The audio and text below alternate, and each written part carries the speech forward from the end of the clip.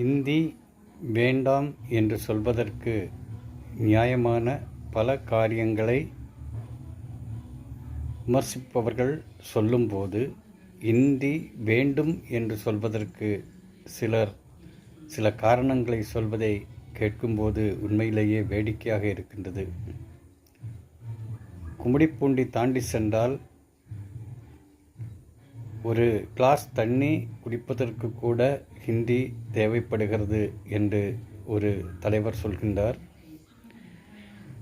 இன்னொரு பாஜக அனுதாபியான பெண்மணி சொல்கின்றார், பாலியல் வன்கொடுமை செய்யப்படும் போது அவர்களை திட்டுவதற்காக நீங்கள் ஹிந்தி கற்றுக்கொள்ள வேண்டும் என்று ஒரு பெண்மணி சொல்கின்றார். இன்னும் பல கருத்துக்களை சொல்லும்போது உச்சகட்டமாக ஒருத்தர் சொல்கின்றார், நீங்கள் இறந்த பிறகு காசிக்கு சென்று உங்கள் சாம்பலை அங்கு ஆற்றில் கரைக்க வேண்டுமென்றால் நீங்கள் நிச்சயமாக ஹிந்தி அறிந்திருக்க வேண்டும் என்று சொல்கின்றார். நீங்கள் செல்கின்ற இடங்களிலெல்லாம் உங்களுக்கு தேவையான ஏதாவது ஒரு பொருளை வாங்க வேண்டுமென்றாலோ கேட்க வேண்டுமென்றாலோ அல்லது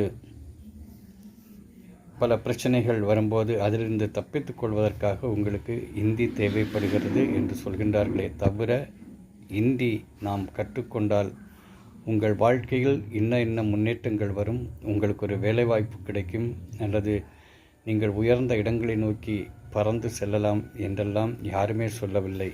அவர்கள் சொல்லுகின்ற காரணங்கள் எல்லாமே வெறும் எளிய சிறிய காரியங்கள். ஆனால் தமிழ் கற்றுக்கொண்டால் நிச்சயமாக தமிழ்நாட்டில் அரசாங்க வேலையில் ஏற வேண்டுமென்றால் தமிழ் தெரிந்திருக்க வேண்டும். அதோடு நீங்கள் ஆங்கிலம் கற்றுக்கொண்டால் இந்த உலகத்தின் எந்த மூலைக்கு சென்றும் உங்களால் ஒரு வேலைவாய்ப்பை உருவாக்கி வேலைவாய்ப்பை உங்களுக்கு பெற்றுக்கொள்ள முடியும். அதே போன்று தமிழ் ஆங்கிலத்தோடு ஜெர்மனி, யூரோப்பியன் லாங்குவேஜஸ், ஃப்ரெஞ்சு இப்படிப்பட்ட மொழிகளை நீங்கள் அடிஷனலாக கற்றிருந்தால் நிச்சயமாக வெளிநாட்டில் 100% ஒரு வேலைவாய்ப்பு கிடைப்பதற்கான வாய்ப்புகள் அதிகமாக உள்ளன. இன்று வேலைவாய்ப்புக்கு முயற்சிக்கும் இளைஞர்களுக்கு நிச்சயமாக அது புரியும்.